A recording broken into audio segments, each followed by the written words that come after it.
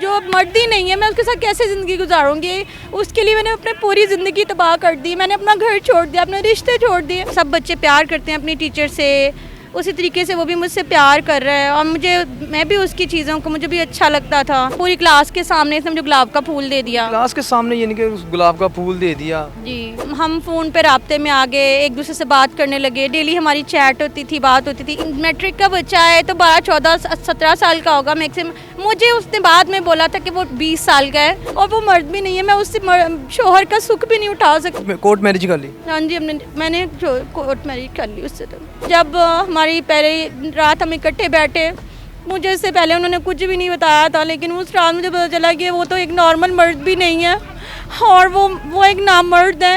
MYK news की videos देखने के लिए हमारा चैनल सब्सक्राइब कीजिए और बेल आइकॉन को क्लिक कीजिए ताकि आप हमारी आने वाली वीडियो से बाखबर रह सके। अस्सलाम वालेकुम नाजरीन, मैं ਤੁਹਾਡਾ अपना मेज़बान जमशेद लोरिया। तुसी देखते पे जी MYK न्यूज़। नाजरीन, हमारे साथ जो एक खातून बैठी हैं, ये एक टीचर हैं और इन्होंने हमें कॉल की है जी, मेरे साथ कोई ट्रेजिडी हुई है, मैं मीडिया पे आना चाहती हूँ। तो इनसे जानेंगे कि आखिरकार इनके साथ कौन सी ऐसी ट्रेजिडी हुई है जो इन्होंने हमें बुलाया। जी अस्सलाम वालेकुम। वालेकुम सलाम जी। कैसी हैं आप? जी अल्हम्दुलिल्लाह मैं ठीक हूँ। जी अब बताएं, आपने कहा था कि मैं मीडिया पे आना चाहती हूँ, मेरे साथ कुछ ट्रेजिडी हुई है, तो हम हाजिर हैं आपके लिए। देखें जी, मेरा नाम तहमीना है और मैं एक प्राइवेट स्कूल में पढ़ाती हूँ। मैं अपनी कहानी दुनिया के साथ शेयर करना चाह रही थी। देखें, मेरे साथ बड़ी ज़्यादती हुई है। मैंने माशाल्लाह मास्टर्स किया हुआ है, मैं डबल मास्टर्स हूँ और बड़ी देर से 3-4 साल से मैं स्कूल में पढ़ा रही हूँ और मैं O लेवल के और A लेवल के स्टूडेंट्स को भी पढ़ाती हूँ। मैं एक प्राइवेट स्कूल में पढ़ाती थी। वहाँ पे बहुत सारे स्टूडेंट, आपको पता है को एजुकेशन है, तो लड़कियाँ भी पढ़ती हैं, लड़के भी पढ़ते हैं। तो सब बच्चों के साथ मैं बहुत प्यार से डील करती थी। तो वहाँ पे एक स्टूडेंट था जिब्रान नाम का, वो मेरे साथ बहुत अच्छे से डील करता था, बड़ा वो टेक केयर करता था और बाकी बच्चे भी मुझसे बहुत प्यार करते थे। तो मैं समझी कि जैसे सब बच्चे प्यार करते हैं अपनी टीचर से, उसी तरीके से वो भी मुझसे प्यार कर रहा है और मैं भी उसकी चीज़ों को मुझे भी अच्छा लगता था। कभी वो लंच लेके आता था, कभी छोटे छोटे से गिफ्ट, टॉफ़ियाँ, कैंडी, कभी छोटा सा फूल ला देना जैसे टीचर को ला के देते हैं।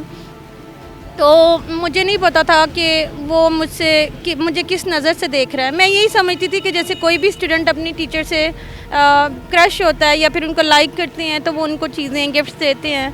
मैं इसी तरह ले रही थी। आहिस्ता आहिस्ता वक्त गुजरता गया। वो 9th में थे, 9th से वो फिर 10th में आए। तो आहिस्ता आहिस्ता जो है ना, वो उनका जो प्यार है मेरी तरफ वो बढ़ना शुरू हो गया और उन्होंने ज़ाहिर आहिस्ता आहिस्ता करना शुरू किया कि वो मुझे लाइक करते हैं। आपको कभी फील ही नहीं हुआ कि ये मुझे लाइन मार रहे हैं, ये मेरे लिए चीज़ें क्यों लेके आ रहे हैं, लंच क्यों लेके आ रहे हैं? आपने कभी उसको बोला नहीं जिब्रान बेटा ये क्यों कर रहे हो, ना लेके आया करो? देखें जी, स्टूडेंट टीचर्स के लिए जो लाइक कर रहे होते हैं जिन टीचर्स को, उनके लिए वो चीज़ें भी लेके आते हैं, गिफ्ट भी लेके आते हैं, प्यार भी करते हैं, अच्छी अच्छी बातें भी करते हैं, उनका टेक केयर भी करते हैं। तो ये कोई बहुत बड़ी बात नहीं थी अगर वो कर रहा था। तो मैं यही समझ रही थी कि वो इसी तरह जैसे कोई भी स्टूडेंट लाइक करता है तो मैं उसको इसी तरह ले रही थी। 9th में भी मैंने इसी चीज़ तरह देखा कि वो बच्चा अच्छा मुझे लाइक कर, तो मुझे लगा कि शायद मैं उसकी सबसे फेवरेट टीचर हूँ, इसलिए वो ऐसे कर रहा है। फिर जब 10th में आया तो उसने आहिस्ता आहिस्ता जो है ना अपनी लाइकिंग का इजहार करना शुरू कर दिया मेरे से कि वो मुझे पसंद करता है। तो मैंने समझा कि वो जैसे सब बच्चे कहते हैं, मैं उसी तरह उसको लाइट लेती रही। कैसे पता चला कि आपको वो पसंद करता है? उसने फ़ौरन से बता दिया? नहीं, पहले तो वो मुझे बड़ी टेक केयर करता था। मतलब मेरी वजह से वो दूसरे बच्चों से लड़ाई ले लेता होता था। किसी ने मेरे पीछे कोई बदतमीज़ी वाली बात की मेरे बारे में तो उससे लड़ाई ले लेनी। तो 2-3-4 बार उसका झगड़ा हो गया। तो उससे पूछा गया कि तुम क्यों झगड़े हो बच्चों से, तो उसने बताना कि इसने मैम तहमीना को जो है वो ऐसे बदतमीज़ी की थी उनके हवाले से, तो मैं इसलिए लड़ा हूँ। सब ने इसको नॉर्मल लिया कि फेवरेट टीचर के लिए बच्चे करते ही होते हैं। लेकिन फिर एक दिन 14 फरवरी का दिन था, तो स्कूल में क्लासेस चल रही थी, तो हमारी क्लास चल रही थी। तो एकदम से पता नहीं इसके दिमाग में क्या आया, तो इसने मुझे आके जो है ना गुलाब का फूल दे दिया जी। और पूरी क्लास के सामने इसने मुझे गुलाब का फूल दे दिया। क्लास के सामने यानी कि गुलाब का फूल दे दिया? जी। एक्चुअली पहले लड़कियां भी दे रही थी, तो एज सच मुझे लगा कि ठीक है, इट्स ओके, कोई बात नहीं है, अपना बच्चा है, मैं तो उसको बच्चों की तरह ट्रीट करती थी, मैं तो स्टूडेंट था। तो मैंने भी नहीं इतना नोटिस किया। लेकिन जब वो आया तो उसने कहा कि मिस मैं आपको बहुत पसंद करता हूँ, मैं आपसे शादी करना चाहता हूँ। उसकी एज कितनी थी आपके जो? देखिए मैट्रिक का बच्चा है तो 12, 14, 17 साल का होगा मैक्सिमम। मुझे उसने बाद में बोला था कि वो 20 साल का है, लेकिन उसके जब हमारा निकाह हुआ तो उस टाइम में मुझे नहीं, जब आपने उसने आपको प्रपोज किया तब की जरा मुझे बात बताइए। निकाह हम सुन लेंगे वो भी आप। जी तब मुझे नहीं पता था, मुझे क्योंकि मेरा डॉक्यूमेंटेशन वगैरह तो मैंने उसकी देखी नहीं हुई थी। मेरा तो सिर्फ क्लास लेने देने से था, बोर्ड के एग्ज़ाम्स वगैरह के लिए मैंने तो फॉर्म फिलिंग नहीं की थी। मुझे नहीं आइडिया था कि उसकी मैं क्या, उसने मुझे ये कहा था कि मैं 17-18 साल का हूँ। तो मैंने कहा अच्छा ठीक है। अब जब उसने मुझे ऐसे प्रपोज पूरी क्लास के सामने किया तो मैं शॉक भी हो गई, शर्मिंदा भी हो गई। आपका क्या रिएक्शन था जब उसने प्रपोज किया आपको सबके सामने? देखिए सबसे पहले तो मैं बहुत शदीद शौक हुई थी, और शौक होने के बाद जो है वो मैं बहुत शर्मिंदगी महसूस कर रही थी, क्योंकि सारे बच्चे जो हैं वहाँ पे थे, वो क्या समझेंगे, वो क्या कहेंगे कि टीचर भी इनके साथ इन्वॉल्व है। मैं बड़ी परेशान हो गई थी और मुझे इस परेशानी में समझ ही नहीं आ रहा था कि मैं कैसे डील करूँ, कि मैं इसको थप्पड़ मारूँ, इसको डांटूँ या इसे प्यार से डील करूँ। मैं गुस्से से क्लास छोड़ के चली गई उस टाइम में, मैंने कुछ भी नहीं किया। फिर उसके बाद मैं 1-2 दिन जो है ना मैंने उससे बात नहीं की बिल्कुल भी। वो मेरे से बात करने की सॉरी करने की कोशिश भी कर रहा था, तो मैंने उससे ना बात नहीं की। मैंने कहा कि मतलब आप चले जाएं, अपनी सीट पे जाके बैठे हैं। तो फिर उसने अजीब अजीब सी बातें शुरू कर दी। मिस अगर आप मेरे से नाराज़ रहेंगी, आप मेरी बात नहीं सुनेंगी तो मैं सुसाइड कर लूँगा, मैं कुछ खा लूँगा। मैंने पहले उसकी इस बात को बड़ा नॉर्मल लिया, लेकिन सडनली पता नहीं उसका मूड चेंज होने लग गया, बिहेवियर्स चेंज होने लग गए, अजीब एग्रेसिव सा हो गया वो। यानी कि आप उनकी तरफ मुतवज्जो होने शुरू हो गई थी? जी मैं ज़रा सी परेशान थी। और उसके अलावा भी जब मैं मतलब स्कूल से मैंने बाहर जाना तो उसने घर तक मेरा पीछा करना, पूरा टाइम मेरे घर के बाहर में जब भी देखना, अपनी टेरेस में निकलना तो बाहर खड़ा है पागलों की तरह, दीवानों वाली हरकतें करता था। जाहिर है फिर देखिए मैं एक फ़ीमेल हूँ, तो मैं अब ठीक है वो मेरा स्टूडेंट है, लेकिन मैं कहीं ना कहीं मुझे भी अच्छा लग रहा था कि कोई मेरे लिए कर रहा है। मेरे दिमाग में था कि मेरे से बहुत छोटा है, लेकिन फिर मैंने सोचा कि 17-18 साल का एक नौजवान लड़का होता है तो कोई इतनी बड़ी बात नहीं है। हमारा इतना एज डिफरेंस भी नहीं था, मैंने बहुत छोटी एज से जो है वो आपने उसका प्रपोजल कबूल कर लिया? मैंने फौरी कबूल नहीं किया था, लेकिन जब उसने मुझे सुसाइड की थ्रेट देने शुरू कर दिए थे ना, आपने तो क्या होगा, ये लो मेरा नंबर ले लो, डरते मारे, जाहिर सी बात है। फिर आप एक टीचर है, उसने नंबर भी तो मांगा ही होगा। नहीं उसने नंबर मेरे से नहीं लिया था, यही तो बात है। जब मैंने उसको मतलब बिल्कुल इग्नोर करना शुरू कर दिया ना, मैं उससे बात नहीं करती थी, मैं उसकी माफ़ी नहीं सुन रही थी, मैं उससे कोई भी चीज़ नहीं मतलब एक्सेप्ट कर रही थी, तो उसने पता नहीं कैसे शायद वो स्कूल से या कहाँ से किसी से मेरा था, उसने नंबर चोरी से ले लिया। और फिर उसने मुझे एक दिन टेक्स्ट किया। उसने जब टेक्स्ट किया तो मैसेज करके उसने मुझे बताया कि अगर आप मेरे से बात नहीं करेंगी, आप मिस मुझे माफ़ नहीं करेंगी तो मैं आपके घर के सामने यहाँ सुसाइड कर लूँगा, आप देख लें मुझे। पूरा दिन वो उस दिन इतनी बारिश थी, इतनी बारिश हुई, लेकिन सर वो हमारे घर के बाहर ही खड़ा था। मैं जब देख रही थी वो बाहर ही खड़ा हुआ था, और मुझे लिटरली लगने लग गया कि अगर मैंने वाकई इसको माफ़ नहीं किया तो कहीं उल्टा सीधा कोई काम ना कर ले। तो फिर मैंने उसके इस प्रपोज़ल को सोचना शुरू किया। उस वक्त में मैंने इससे पहले नहीं सोचा था इस बारे में। जब सर ये हो गया तो अब जाहिर है कि ये इतनी आसान बात नहीं थी। आप अपने स्टूडेंट से मोहब्बत का आपका चल रहा है, फिर कोई भी इसको पसंद नहीं करेगा। हमारा मुआशरा भी ऐसा नहीं है, और ऑब्वियसली स्कूल में भी अलाउ नहीं होता। तो हम खामोशी से जो है ना हमारा अफेयर जो हल्का हल्का स्टार्ट हो गया।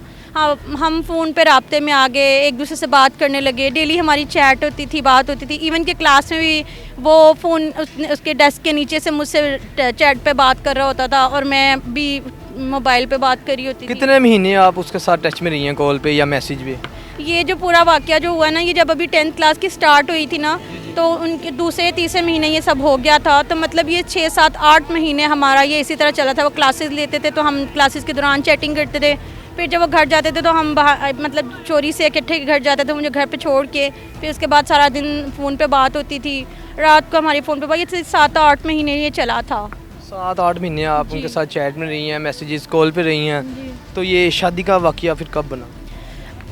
आपको कैसे लगा कि मुझे ये शादी इनसे करनी चाहिए? नौजवान है, बच्चे हैं, आप उसकी टीचर हैं। देखिए जैसे मैंने पहले इस चीज़ को ना, जैसे मैंने उससे मोहब्बत वाली एक्सेप्ट नहीं करी थी, मुझसे बहुत छोटा है तो मुझे एक्सेप्ट करने में टाइम लगा था। तो जब इसने मतलब हमारा 6-7-8 महीने का हो गया ना ये सारा रिलेशन, तो उसने कहा कि मैं आपसे ना शादी करना चाहता हूँ।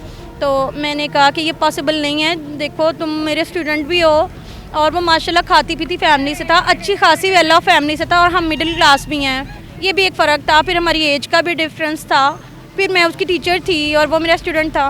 मैंने उसे बहुत समझाने की कोशिश की कि ऐसे नहीं होगा, ना तुम्हारे घर वाले मानेंगे ना मेरे घर वाले मानेंगे। लेकिन वो किसी बात में राज़ी नहीं हो रहा था। वो कहता मैं कुछ खा के मर जाऊँगा। उसकी बस एक ही बात होती थी, मैं किसी गाड़ी के नीचे सर दे दूँगा, मैं कुछ खा के मर जाऊँगा। बस वो उसने हर वक्त एक ही रट। आखिर एक दिन तो उसने सचमुच में जो है ना गोलियाँ लेके आ गया मेरे सामने कि अगर आपने हाँ नहीं किया तो मैं ये खा लूँगा। फिर बताएं मैं क्या करती। फिर मैंने मुझे बात है, वो एक ब्लैकमेल कर रहा था आपको, फिर आपको हाँ करनी पड़नी थी। जी बिल्कुल। फिर शादी कैसे हुई आप? मैंने अपनी ना अम्मी से बात की इस बारे में।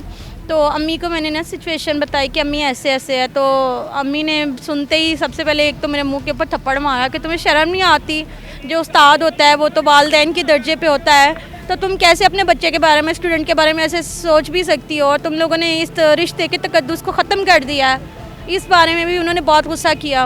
और फिर मेरी सिस्टर्स को भी उन्होंने बताया, हम 5 सिस्टर्स हैं, तो उन्होंने उनको भी बताया, उनमें 3 मैरिड सिस्टर्स हैं मेरी। तो उन्होंने भी मुझे समझाने की कोशिश की कि ये नहीं है बेटा, ये अच्छी बात नहीं है, नहीं होगी। मैंने उनको समझाया कि मैं तो ठीक है, इस बात को अंडरस्टैंड भी कर जाऊंगी, चले मैं पीछे भी हट जाऊंगी, लेकिन वो लड़का पीछे हटने को राज़ी नहीं है। वो कहता है मैं कुछ खा के मर जाऊंगा और तुम्हारा नाम लिख जाऊंगा तो बदनामी हो जाएगी, आप मुझे बताएं क्या करें। तो खैर मेरे घर वाले नहीं माने। अम्मी ने फिर जब उन्हें नज़र आया कि मैं भी नहीं मना हो रही हूँ और उन्होंने अब्बू से जिक्र किया तो अब्बू भी नहीं माने। और इसी तरीके से जो है वो अब वो जिब्रान जो है, जिब्रान ने अपने घर वालों से बात की तो जाहिर है वो बहुत खाते पीते थे। तो उन्होंने सबसे पहले ये पूछा कि कौन है, तो जब उसने बताया मेरी टीचर हैं और वो हैं भी मिडिल क्लास, तो उन्होंने बहुत बुरा मनाया इस बात का।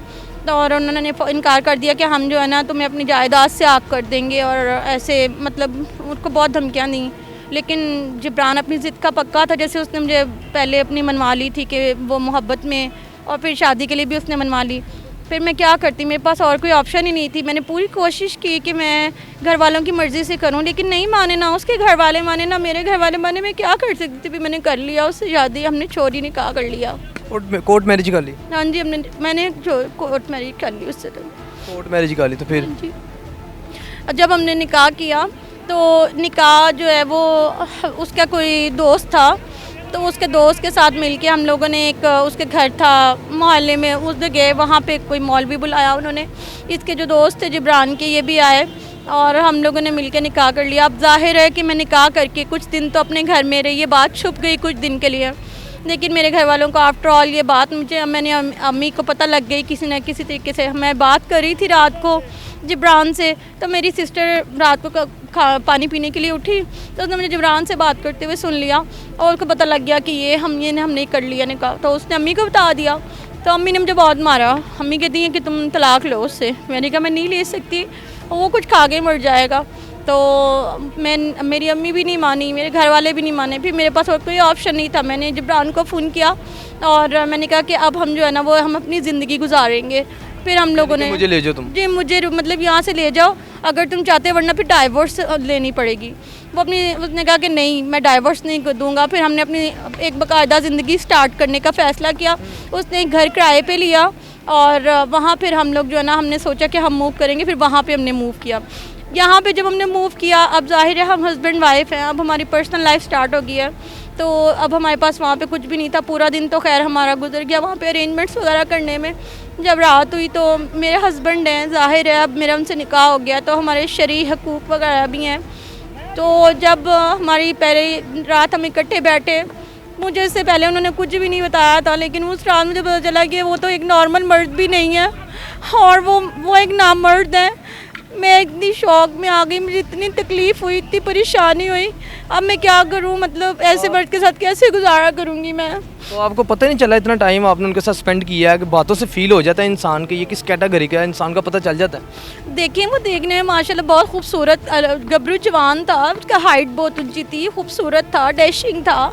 और वो अक्सर जब हमारी चैट होती थी तो वो कहता था कि चलो कहीं मिलते हैं, कहीं एक दिन इकट्ठे गुजारते हैं, मतलब इशारों में वो कहता था कि हम सेपरेट मिलते हैं। लेकिन मैं ऐसी लड़की नहीं हूँ, मैं शरीफ लड़की थी, तो मैंने इन चीज़ों को इग्नोर किया। मैंने ये कहा कि नहीं, जब तक निकाह नहीं होगा हम अकेले में नहीं मिलेंगे।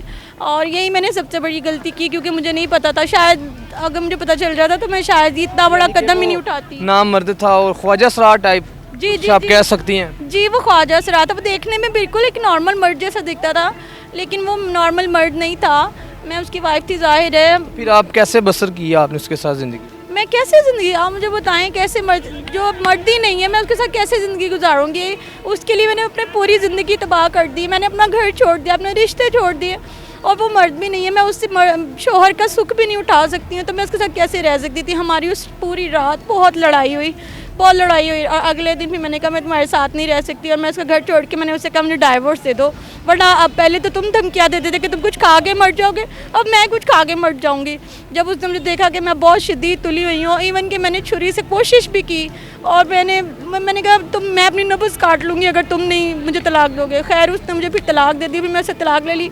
और मसला ये है कि मेरे पास कोई घर नहीं है, मैं वापस अपने घर नहीं जा सकती हूँ, क्योंकि मैंने उसके लिए बहुत ज़्यादा लड़ाई की है, मैं उसके लिए बहुत ज़्यादा वहाँ पे मारें खाई हैं मैंने। मेरे घर वाले भी कभी नहीं मुझे वापस लेंगे, मेरे पास और कोई घर भी नहीं है, मेरे पास अब जॉब भी नहीं, मैं सब कुछ छोड़ चुकी हूँ, मैं क्या करूँगी ऐसी सिचुएशन में। तो वही आप अपने मम्मी पापा के कहना मान ली थी, तो आज आपको ये दिन ना देखने पड़े। नहीं, ये इसीलिए मैंने आज आपको बुलाया था। मैं लड़कियों से कहना चाहती हूँ कि गाड़ी बंगला, अच्छे हालात, अच्छा लड़का, खूबसूरत लड़का, ये देख के हम समझती हैं कि हमारी ज़िंदगी बहुत खुश गुजरेगी।